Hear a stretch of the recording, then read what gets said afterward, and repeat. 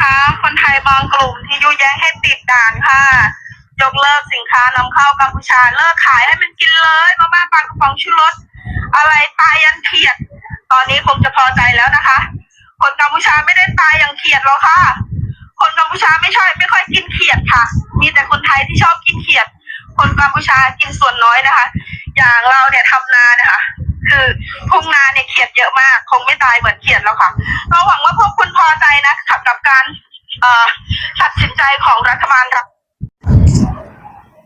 สบายดีสวัสดีค่ะPPFC ทุกท่านมื้อนี้มาพบมาพอกับออนเช่นเก่าเช่นเคยแล้วค่ะทุกคนค่ะมื้อนี้นะทุกคนออนมี2คลิปนะทุกคนคลิปแรกกะเหมือนที่ออนให้เห็นเนาะสาวกัมพูชาบอกว่าเป็นยังไงกันบ้างเนาะพวกที่ว่าอยากให้ไทยอยากให้แบบ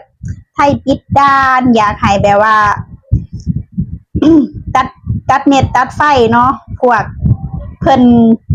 รัฐบาลเพิ่นก็ตัดเรียบร้อยแล้วเด้อจ้าเพิ่นว่าเนาะแล้วก็บ่มีคำว่าใต้ยางเขียดดอกจ้าเพราะว่าหมู่ข่อยนะกบเขียดน่ะบ่ค่อยกินส่วนมากมีแต่นี่คนไทยนิยมกินเพิ่นว่ากินก็กินส่วนน้อยบ่มีคำว่าใต้ยางเขียดเพราะว่าเพิ่นมีให้มีหน้าเฮ็ดโอ้โหทุกคนค่ะเนาะได้ฟังแล้วกันเนาะทุกคนเพื่อบ่ให้เป็นการเสียเวลาเดี๋ยวเราไปรับชมคลิปเต็มๆกันเลยจ้าเป็นยังไงคะคนไทยบางกลุ่มที่ยุแย้งให้ปิดด่านค่ะยกเลิกสินค้านำเข้ากัมพูชาเลิกขายให้มันกินเลยมาม่าปลากระป๋องชูรสอะไรตายยันเขียดตอนนี้คงจะพอใจแล้วนะคะ คนกัมพูชาไม่ได้ตายอย่างเขียดหรอกค่ะคนกัมพูชาไม่ค่อยกินเขียดค่ะ มีแต่คนไทยที่ชอบกินเขียด คนกัมพูชากินส่วนน้อยนะคะ อย่างเราเนี่ยทำนานะคะคือทุ่งนาเนี่ยเขียดเยอะมากคงไม่ตายเหมือนเขียดแล้วค่ะเราหวังว่าพวกคุณพอใจนะกับการตัดสินใจของรัฐบาลเรานะคะรัฐบาลเราถอย19เพื่อที่จะให้คุณพอใจคุณอยากจะตัดเน็ตตัดไฟเราก็ตัดให้คุณไม่อยากจะขายสินค้าให้เราก็ยกเลิกบริโภคไทยสินค้าไทยก็เท่านั้นเองค่ะเราตัดสินใจจะถอย19เพื่อที่จะให้พวกคุณสบายใจและพอใจในสิ่งที่คุณต้องการตอนนี้ด่านก็ปิดเน็ตไฟและสินค้าก็หยุดหวังว่าพวกคุณจะพอใจนะคะเป็นยังไงกันแน่จ้า PPFC หลังจากได้รับชมรับฟังแล้วเนาะโอ้โหสาวขเบนคนนี้ก็รู้สึกว่าภูมิใจมากๆเลยนะในการที่ออกมาเฮ็ดคลิปแต่ก็ออกมาตอบโต้ว่าแบบเพิ่นเนี่ยบ่ห่วงบ่ต้องห่วงบ่ได้ตายยังกบยังเขียดเพราะว่าเพิ่นมีให้หน้าตากะเฮ็ดเว้าง่ายก็คือเพิ่นมีให้หน้าตากะเฮ็ดกบเขียดก็หลายเพิ่นว่าแต่บ่ค่อยนิยมกินดอกเพิ่นว่าเนาะ PPFC ค่ะเนาะส่วนมากจะเห็นแต่คนไทยนั่นแหละที่นิยมกินกบกินเขียดเพิ่นว่ารู้สึกว่าจะได้เนาะแต่ก็ยอมรับได้ล่ะอ้อนก็ยังมากินได้กบเขียดนะทุกคนเลยอาลีแหละกระทั่งแถบอีสานนะเขามากินอาลีเนาะแต่ว่าคนกรุงเทพนะเขาจะน้อยนักที่จะกินเนาะส่วนมากจะมีคนลาวคนอีสานนี่แหละที่เขากินกบกินเขียดนะทุกคนแต่ก็คือว่าเลยทุกคนเนาะเพิ่นก็เหมือนคล้ายๆว่าภูมิใจนะในสิ่งที่ทางผู้ใหญ่เพิ่นได้ตัดสินใจเนาะเพราะว่าเห็นคนไทยว่าสิตัดเน็ตตัดไฟเนาะเพิ่นก็เลยบอกว่าเพิ่นชิงตัดก่อนเลยเพิ่นว่ามันบ่ได้ยากอีหยังเลยทุกคนค่ะแต่อ้อนบอกไว้เลยว่าที่ทางไทยเห็นแบบนี้ก็ถือว่าเป็นผลดีได้เพราะว่าแก๊งคอลเซ็นเตอร์มันหลายนั่นเองนะแก๊งคอลเซ็นเตอร์หลายเนาะเฮ็ดให้แบบก็คือสิได้รับผลกระทบแน่เนาะพวกแก๊งคอลเซ็นเตอร์ทั้งหลายนะที่ว่ามาหลอกเอาเงินคนไทยแบบหลายๆคนบางคนเป็นล้านเป็นเท่าใดอะไรเป็น10ล้านร้อยล้านบางคนที่เสียไปก็ถือว่าเป็นผลดีแต่ละตัดไฟตัดเน็ตเนาะแต่ดิเพิ่นว่าบ่บริโภคเพิ่นบ่บริโภคเป็นหัวปลากระป๋องของไทยเพิ่นก็บ่ได้อดตายเพิ่นว่าเพิ่นก็แค่บ่นำเขาแค่นั้นเองจ้าสักพักเจ้าสิรู้สึกและนางเขาบอกว่าเลยสักพักเจ้าสิรู้สึกว่ามันเป็นจังไดการที่ว่าบ่นำสินค้าเข้าในประเทศเนาะแต่คนไทยเขาก็บ่ได้แค่ดอกชาวที่อ้อนหูคนไทยได้ว่าเขาบ่ได้แค่เพราะว่าเขาก็มีว่าง่ายคือเขาก็มีหลายทางที่จะส่งออกเนาะบ่ได้ส่งไปแค่กัมพูชาเท่านั้นดอกเพิ่นก็ส่งไปลาวส่งไปทางแถ ทวีปยุโรปเนาะไปหลายๆประเทศโอ้โหแต่ละครั้งที่เพิ่นส่งไปนี่คือบ่ได้น้อยๆเด้อได้เพิ่นบ่ได้สนใจเลยเนาะแต่ก็คือว่าอะไรเพิ่นชาวกัมพูชาคนนี้เพิ่นรู้สึกภูมิใจมากๆเลยนะที่เพิ่นได้มาออกมาตอบโต้คนไทยเนาะเพิ่นคิดว่าเพิ่นเก่งเพิ่นคิดว่าเพิ่นฉลาดนั่นเองเนาะทุกคนเอ้ยอ่อนเห็นแล้วกันเนาะแล้วมีอีกคลิปนึงนะพี่ PFC ค่ะคือเหมือนที่ว่าทั้งผู้ใหญ่เพิ่นแรงงานกัมพูชากลับบ้านนี่แหละเนาะทุกคนบางคนบอกเลยว่าบ่อยากกลับดอกเพิ่นว่าเนาะ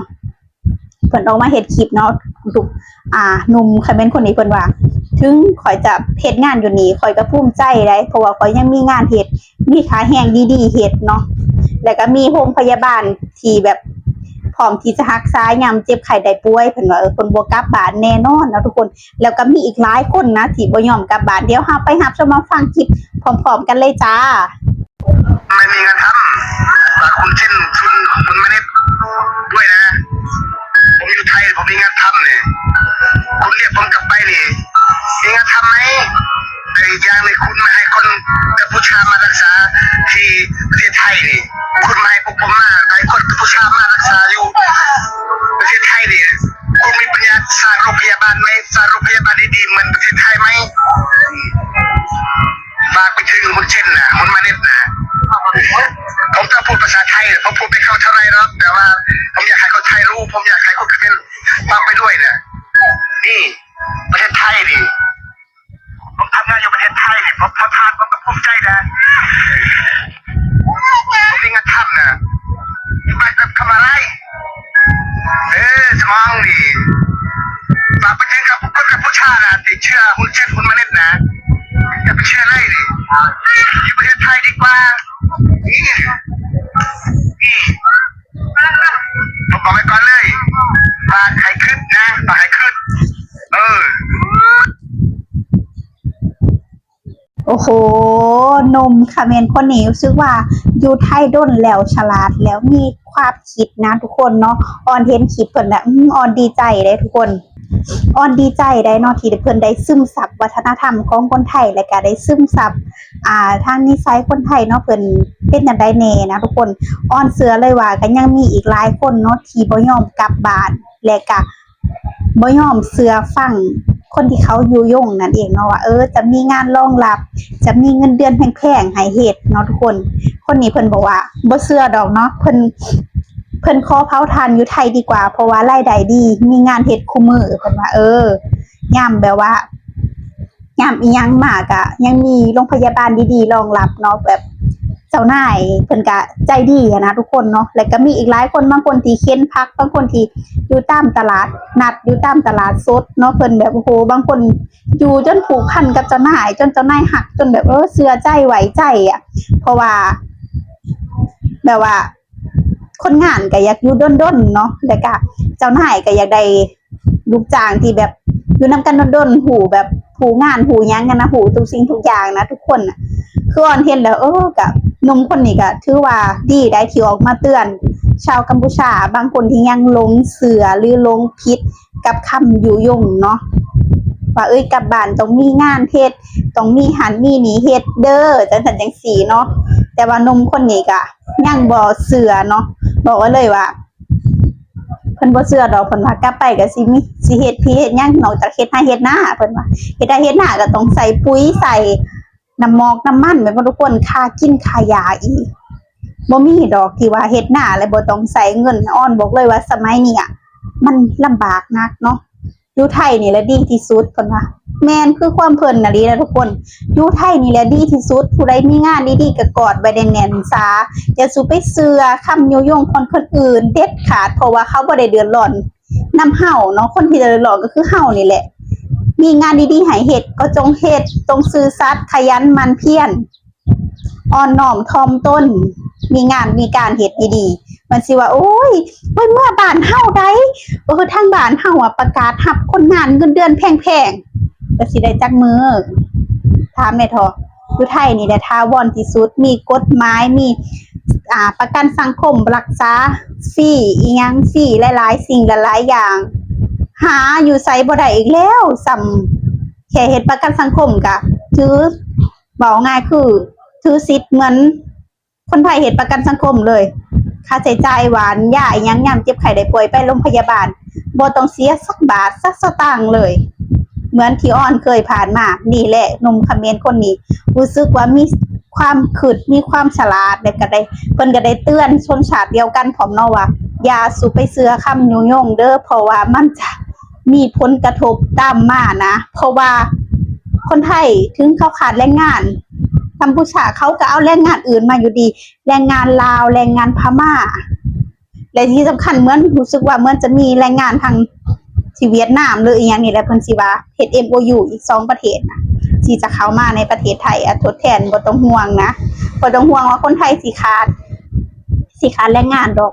เยอะแยะคนที่อยากจะมาเฮ็ดงานอยู่ไทยบอกให้คิดเท่านั้นละชาวที่ลงคำยุยงทั้งหลายเอ่ยโอเคนอกจากคลิปนี้ PSC มีความคิดเห็นจะได้กันแหน่ก็อย่าลืมคอมเมนต์มาพูดคุยกันจ้าสำหรับคลิปนี้อ้อนก็ขอตัวลาไปเป็นเท่านี้เด้อจ้าขอขอบคุณ PSC ทุกท่านที่รับชมรับฟังและเป็นกำลังใจให้จ้าพบกันใหม่ EP หน้าค่ะสวัสดีค่ะ